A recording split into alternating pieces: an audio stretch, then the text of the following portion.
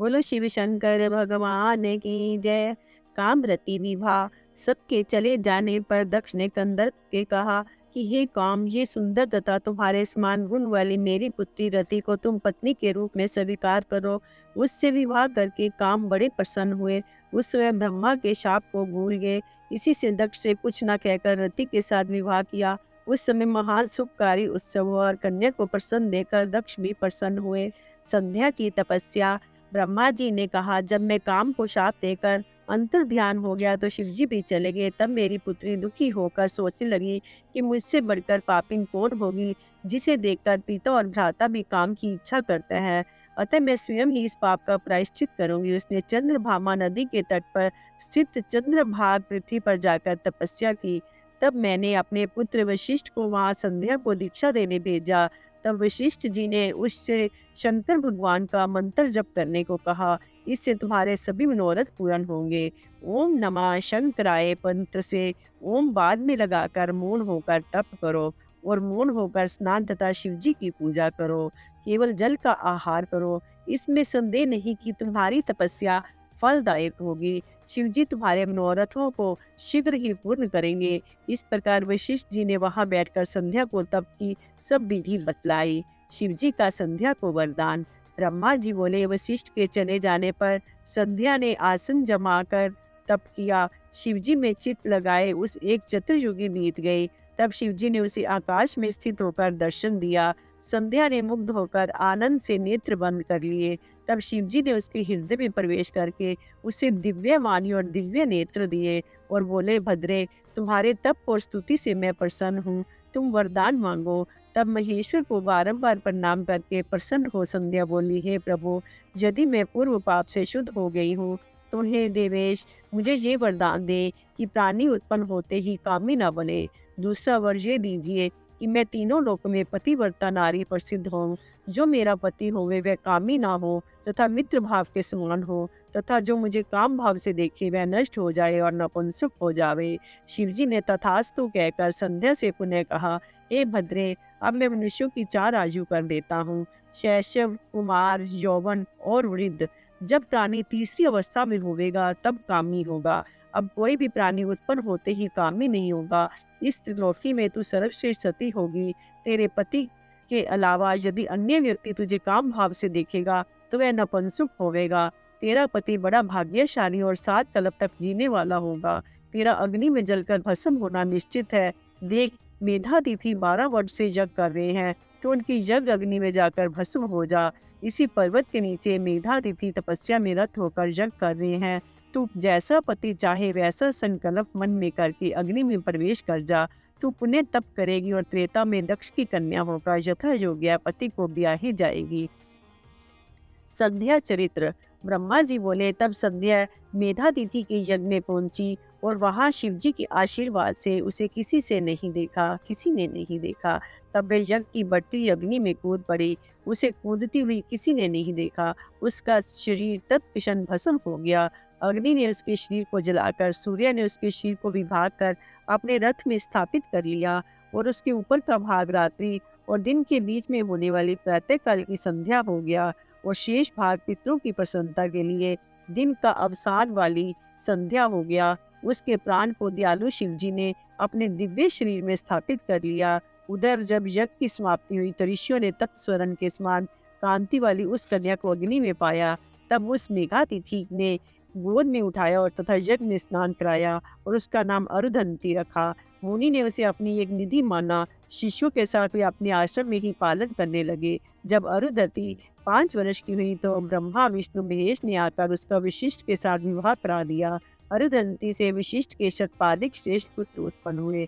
ब्रह्मा जी द्वारा कामदेव को वरदान। जब प्रजापति ब्रह्मा ने इस प्रकार कहा तो नारद जी आनंद मंगन हो कहने लगे, हे ब्राह्मण, आपको धन्यवाद है, आपने इस दिव्य कथा को मुझे सुनाया। आगे संध्या ने क्या किया ये और बताइए। ब्रह्मा जी बोले, हे विप्रेंद्र, जब संध्या को देखने मात्र से शिव ने मुझे फटकारा था, तब से लेकर मैं शिव जी की माया से मोहित होकर ईर्ष्या करने लगा।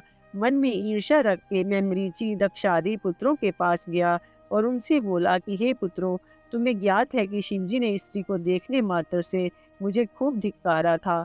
उस दुख से मैं आज तक दुखी हूँ। अतः जैसा भी हो, महादेव जी जब स्त्री को ग्रहण कर ले तब मुझे शांति मिले। क्या तुम इस मेरे कष्ट को दूर करने का कोई उपाय करोगे? हे नारद, जब मैं इस प्रकार कह रहा था तभी वहाँ रति सहित कामदेव आए। मैंने उसकी प्रशंसा करके उनसे कहा, हे वत्स, तुम जगत के मोहन के लिए शिव जी को मोहित करो। तुम्हारे सिवा दूसरा कोई ये कर्म नहीं कर सकता। इस कार्य से तुम्हारा भी कल्याण होगा, क्योंकि जब शिव जी को स्त्री का अनुराग होगा तब महादेव जी तुम्हें तार देंगे। इस पर कामदेव ने कहा कि मैं महादेव जी को मोहित तो कर दूंगा, परंतु स्त्री का निर्माण तो आप ही करें। इससे मैं और दक्ष चिंता में पड़ गए कि किसके द्वारा मोहित करें। फिर तो मेरी चिंताग्रस्त श्वासों में जो वायु निकली उसमें पुष्पित ताम्रदेव वाला सुंदर नासिका वाला पुरुष उत्पन्न हुआ। मैंने कहा, हे मनमत, ये रमन का हेतु होने से बसंत नाम वाला है। इसको तुम अपना सहचर समझो। इसके साथ ही तुम रति को लेकर शिवजी को मोहित करो। फिर सपत्नी काम ने मेरे चरणों में प्रणाम किया और महादेव जी के स्थान को चला गया। ब्रह्मा जी बोले, वहां जाकर काम ने प्राणियों को मोहित करने वाला अपना प्रभाव फैलाया। बसंत ने भी उसका साथ दिया। शिव को मोहने के अनेकों यत्न करने पर शिवजी वश में नहीं हुए। उसके सारे प्रयत्न व्यर्थ हुए। तब उसने उदास होकर मुझसे कहा, हे ब्राह्मण, शंभु को मोहन करने में मैं समर्थ नहीं हूँ।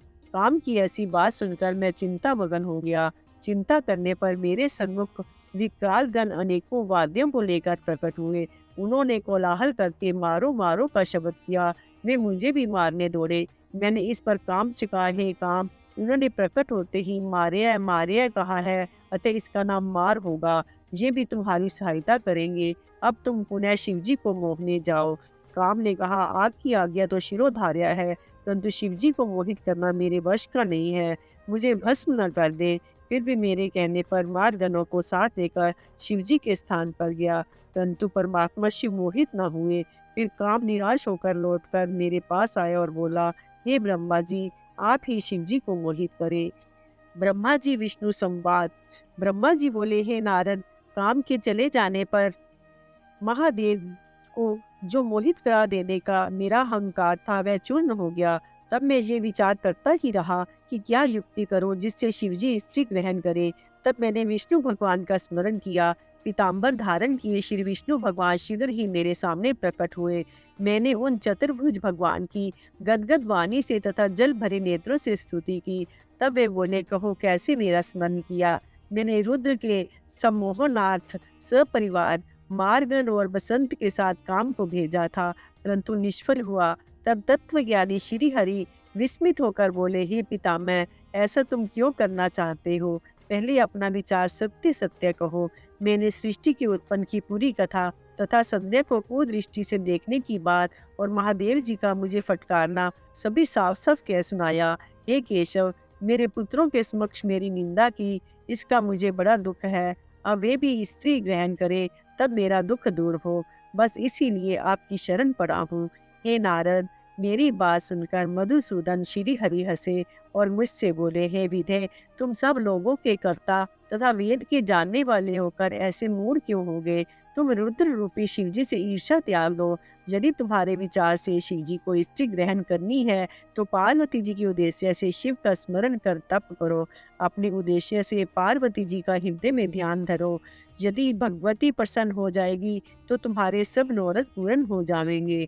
यदि वह भगवती प्रसन्न हो जाएगी तो अवतार लेगी। तुम दक्ष को आज्ञा दो कि वह तप करे, जिसकी भक्ति से प्रसन्न होकर पार्वती उनके यहाँ कन्या रूप से उत्पन्न हो जावे।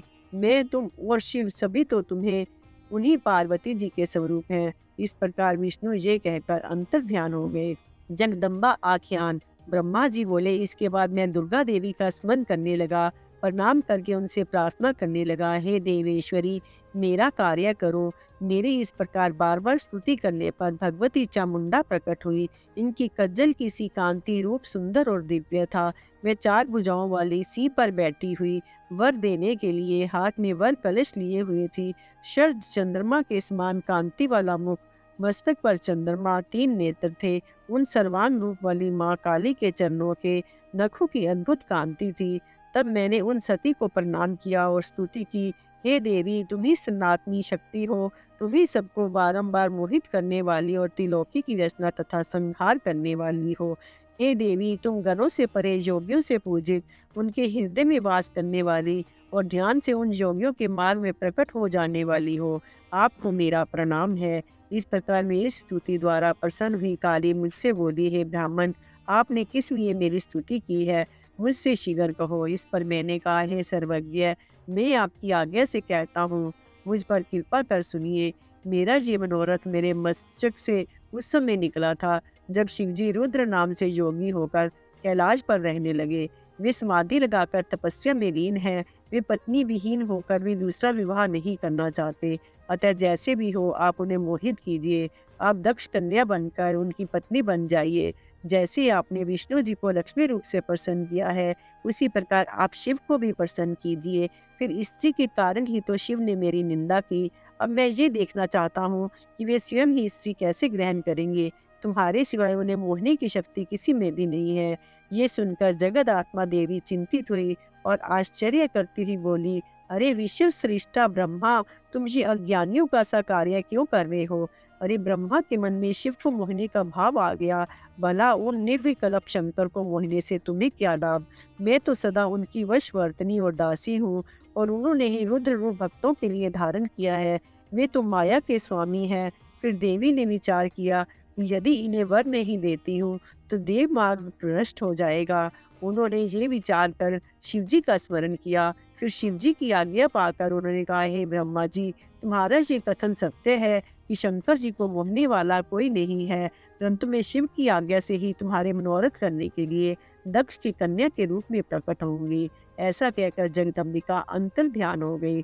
दक्ष द्वारा देवी की आराधना। ब्रह्मा जी बोले, हे नारद, वर्ती दक्ष ने ब्रह्मा जी के आदेशानुसार 3000 दिव्य वर्षों तक नियमतः तप किया। तब जगदम्बा ने प्रत्यक्ष दर्शन दिया। भगवती शिवा दक्ष के मनोरथों को पहले से ही जानती थी। उन्होंने दक्ष से वर मांगने को कहा तो दक्ष ने कहा, पूर्ण अवतार भगवान ने रुद्र का अवतार लिया है, तुम्हारा अभी तक अवतार नहीं हुआ। तब कहो शिव की पत्नी कौन बने? तुम ही उनको मोहित करके उनकी पत्नी बनो। तब जगदम्बा ने दक्ष को वरदान दिया कि मैं तुम्हारी पत्नी के गर्भ से तुम्हारे यहाँ पुत्री रूप से उत्पन्न होंगी और कठिन तप द्वारा शिव की पत्नी बनूंगी। ऐसा कहकर भगवती अंतर ध्यान हो गई और दक्ष बड़े प्रसन्न हुए। ब्रह्मा नारद संवाद। ब्रह्मा बोले, तब दक्ष ने बहुत सी मानसी सृष्टि की, परंतु उनका विकास नहीं हुआ और मुझसे पूछा तो मैंने उसे उपाय बतलाया। तब दक्ष ने पंचजन के अंग से उत्पन्न कन्या वीरनी को अपनी पत्नी बनाया और उसने मैथुन धर्म स्वीकार किए। वीरनी से उसने हर्षज नाम वाले 10,000 पुत्र उत्पन्न किए। उसने उन्होंने सृष्टि का विस्तार करने को कहा, परंतु वे तुझ नारद के उपदेश से प्रवृत्ति छोड़ निवृत्ति के उपासक बन गए। फिर दक्ष ने पंचजन्या से सब लाशव नामक हजारों पुत्र उत्पन्न किए। वे तप में लीन हो गए। इससे दक्ष को बड़ा दुख हुआ और तुम्हें शाप दिया कि तुम पृथ्वी पर स्थिर नहीं रह सकोगे। हे मुने, तुमने साधु स्वभाव से उस शाप को स्वीकार कर लिया। ब्रह्मा जी बोले, तत्पश्चात दक्ष ने अपनी पत्नी के गर्भ से 60 कन्याओं को उत्पन्न किया। फिर स्वस्थ चित्त हो उनका विवाह किया। उनमें से 10 धर्म को, 13 कश्यप को, 2 भूत गिरस को और फिर शासक को और शेष गरुड़ को दे दी। उनकी संतानों से तीनों लोग भर गए। दक्ष ने फिर देवी की आराधना की। तब वे बालक रूप धारण कर माता के पास जाकर बैठ गई और रुदन करने लगी। तो उनके रुदन को सुनकर अनेक स्त्रियां और दासियां वहां आ गई। सारे नगरवासी जय जयकार करने लगे। पत्नी सहित दक्ष ने सुख से उसका लालन पालन किया तथा संस्कार आदि किए। दक्ष ने उनका नाम उमा रखा। वीरनी की माता ने उसे स्तनपान कराया। इस कर बड़े लाड प्यार से वह दक्ष कन्या शुक्ल पक्ष के चंद्रमा के समान वहां पढ़ने लगी। सती की तपस्या। ब्रह्मा जी बोले, जब सती बड़ी हुई तो पिता दक्ष ने उनके विवाह की चिंता प्रकट की। ये जानकर सती ने स्वयं माता से शंकर जी को प्राप्त करने की इच्छा प्रकट की। माता के कहने से सती ने घर में ही शिव की आराधना की। अश्विन मास की नंदा तिथि में गुड़ चावल नमक आदि से शिव का पूजन किया।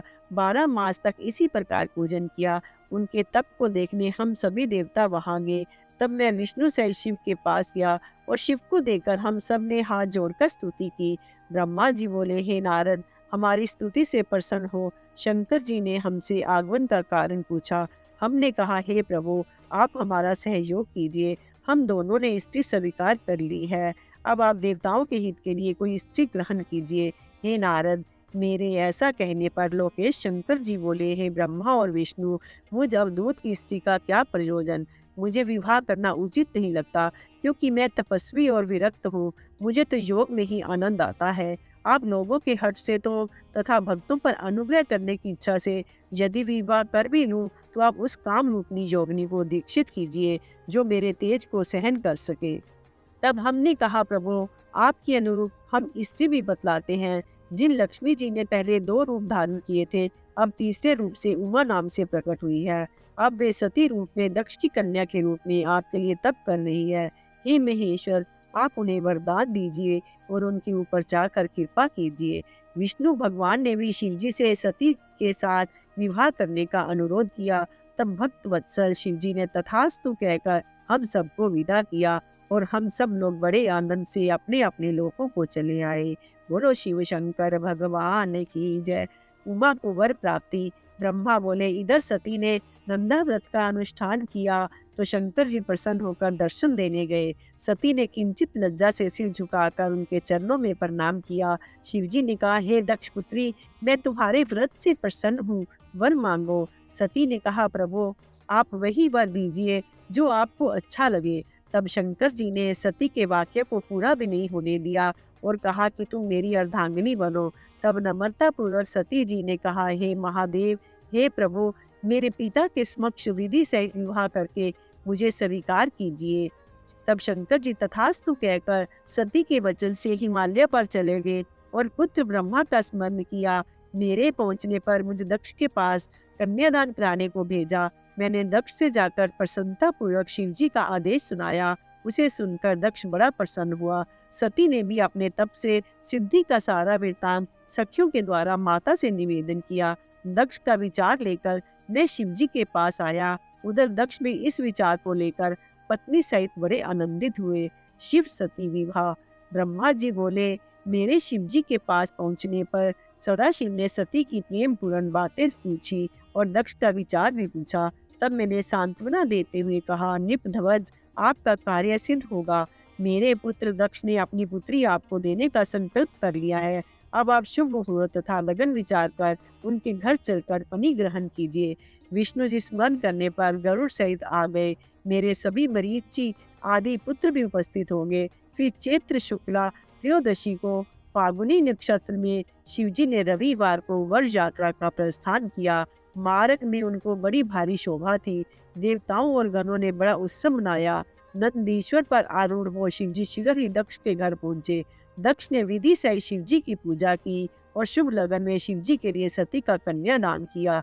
शिवजी ने सर्वांग सुंदरी भगवती सती जी का पनिग्रहण किया। सभी देव किन्नरों ने तथा मुनियों ने शिवजी की स्तुति की। नृत्य गान आदि से भारी उत्सव मनाया गया। ब्रह्मा पर शिवजी का कोप। दक्ष ने सती जी को अपार दहेज के साथ विदा किया। विष्णु ने शिव के पास जाकर प्रणाम पूर्वक कहा, हे प्रभु, आप जगत पिता हैं तथा सती जी जगत माता है। आप इनके साथ जगत का कल्याण कीजिए। तदंतर शिव सती ने मेरी आज्ञा से अग्नि की प्रदक्षिणा की। नृत्य आदि का उत्सव हुआ। शिव की माया ने देव मनुष्य आदि सबको मोहित कर लिया। मैं भी मोहित हो गया था। विवाह के समय मैं सती को देखकर कामासक्त हो गया। मैं सती के मुख को देखने की इच्छा करने लगा, परंतु पतिव्रता सती ने अपना मुख ढक रखा था। मैंने यज्ञ अग्नि में गीली लकड़ी के द्वारा धुआं करके अंधकार कर दिया और सती का मुंह पर्दा उठाकर देख लिया। उस समय कामाविष्ट मेरे वीर्य की 4 बूंदें भी पृथ्वी पर गिर गई। ये मैंने छिपाया, परंतु शिव ने तीसरे नेत्र से ये सब देख लिया और वे क्रोध करके त्रिशूल से मुझे मारने दौड़े और मुझसे क्रुद्ध होकर बोले, रे पापात्मा, तूने ये क्या निंदित कार्य किया? विवाह के समय मेरी स्त्री का मुख अनुराग पूर्वक देखा। विष्णु के समझाने पर उन्होंने कहा कि इस पाप आत्मा को मैं मार डालूंगा। इसने सती को काम दृष्टि से क्यों देखा? इसका वीर्यपात भी हो गया है। मैं इस अपराधी का वध करूंगा। शिव जी के ऐसे कहने पर सारे देवता कांप उठे। इसी समय विष्णु ने शिव की स्तुति की। इस प्रकार विष्णु भगवान कहने लगे, हे ईश, हम तीनों देवता आपके ही रूप हैं। न ब्रह्मा आपसे भिन्न है, ना ही मैं। हे सर्वज्ञ, आप सब कुछ जानते हैं। आप शिव ही अनंत और सर्वरूप हैं। आप में नित्य दीर्घ आदि कुछ भी विशेषण नहीं है। विष्णु के इस प्रकार कहने पर शिवजी ने मुझे मारा नहीं और फिर महादेव जी प्रसन्न हो गए। ब्रह्म की निरुक्ता का वर्णन। हे नारद, जब शिवजी ने मेरा वध नहीं किया तो सभी देवता शंकर जी की स्तुति करने लगे। मैंने भी अनेक स्तोत्रों से उनकी स्तुति की। तब भगवान शंकर ने सबके सामने मुझसे कहा, हे ब्रह्मा, अब तुम निर्भय हो जाओ और मेरी आज्ञा से अपना मस्तक स्पर्श करो। शिवजी मेरे मस्तक पर जा बैठे और मैंने अपना मस्तक स्पर्श किया। सब देवों के सामने लज्जित होकर मैंने शिवजी से क्षमा याचना की और पाप शुद्धि का उपाय पूछा। तुम मेरे दी हुई इसी रूप से मेरी आराधना करो, तुम रुद्र सिर से पृथ्वी में प्रसिद्ध होवोगे, ऐसा शिवजी ने कहा। मनुष्यचित कार्य करने से मुझे पृथ्वी पर मनुष्य रूप में विचरण कर आदेश दिया, क्योंकि जब मनुष्य मुझ ब्रह्मा को घूमता देखेंगे तो वे भी पर स्त्री गमन के पाप से बचेंगे। मेरे वीर्य की 4 बूंदें गिरी, इससे आकाश में 4 बादल हुए, सामव्रत, आवर्त, पुष्कर और द्रोण। ऋषियों के देखते ही ये मेघ बन गए। दक्ष ने विवाह करके शंकर जी को पुत्री सहित सानंद विदा किया। कैलाश में जाकर सती जी ने गणों को आश्रम से दूर जाकर रहने की आज्ञा दी। शंकर जी के आदेश से भी नंदी आदि गण अपने अपने स्थान में जाकर रहने लगे। तब एकांत में शंकर जी और शिवा ने नाना प्रकार से रमन किया। इस प्रकार शिव ने सती जी के साथ कैलाश की कुंजों में तथा हिमालय पर आनंद विहार किया। इसमें शिव के 25 वर्ष व्यतीत हुए। शिव सती का हिमालय गमन। ब्रह्मा जी बोले, एक दिन वर्षा के समय सती जी ने भगवान शिव जी से कहा, हे प्राण वल्लभ, वर्षा काल आ गया है, अब आप कैलाश, हिमालय, काशी या पृथ्वी पर जहाँ रहने योग्य स्थान हो वहाँ चल कर रहिए। सती की ये प्रार्थना सुनकर तत्वों के ज्ञाता शिव ने कहा, हे प्रिय, जहाँ मैं तुम्हारे साथ रहूंगा वहाँ मेघ कभी नहीं आ सकते। वर्षा काल में भी मेघ हिमालय के नितिन मुख पर ही भ्रमण करेंगे, इससे आगे कभी नहीं जाते। ये सब जानकर आपको चाहे जिस पर्वत पर चलने की प्रीति हो मुझसे कहिए। मेरे विचार में गिरिराज हिमालय सर्वोत्तम स्थान है। फिर हिमालय शांत स्थान है, यहाँ योगी मुनि निवास करते हैं। यहाँ की कंदराओं में देव कन्याएं निवास करती हैं। शंकर जी के ऐसे कहने पर सती जी ने हिमालय पर ही रहने की इच्छा प्रकट की। सती के कहने पर शंकर भगवान उन्हें हिमालय पर ले गए। उस स्थान पर पक्षी का भी गमन नहीं था। प्राकृतिक छटा वहाँ अनुपम थी। वहाँ शिव ने सती के साथ 10,000 वर्ष तक रमन किया। शास्त्रों के मोक्षादि का वर्णन। ब्रह्मा जी बोले, एक बार सती जी ने शिव जी को प्रसन्न जान नम्रता पूर्वक पूछा, है करुणा सागर, मैंने बड़ी भक्ति से आपको प्राप्त किया है, आपके साथ मैं बड़ी प्रसन्न हूँ। हे हरि, अब मन तत्व की खोज करना चाहती हूँ। ये जीव संसार से कैसे पार हो सकता है? तब शंकर जी प्रेम पूर्वक कहने लगे, हे महेश्वरी, विज्ञान ही परम तत्व है, ब्रह्म का स्मरण ही परे से परे है, भक्ति विज्ञान की माता है। भक्ति का विरोध कभी भी विज्ञान को नहीं पा सकता।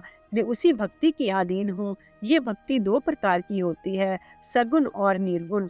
इनके भी 2 भेद हैं, फिर उनके भी 6 और इनके भेद पंडितों ने बताए हैं। श्रवण, कीर्तन, स्मरण, सेवन, दास्यु, अर्चना, वंदना, सख्यता और आत्मसमर्पण सब युगों में भक्ति की विशेषता है, परंतु कल युग में तो भक्ति विशेष फलदायक है। संसार में जो मेरी भक्ति करता है वह परमोत्तम है, मैं उसकी सदा सहायता करता हूँ। अधिक क्या कहूँ, मैं भक्ति के ही वश में हूँ।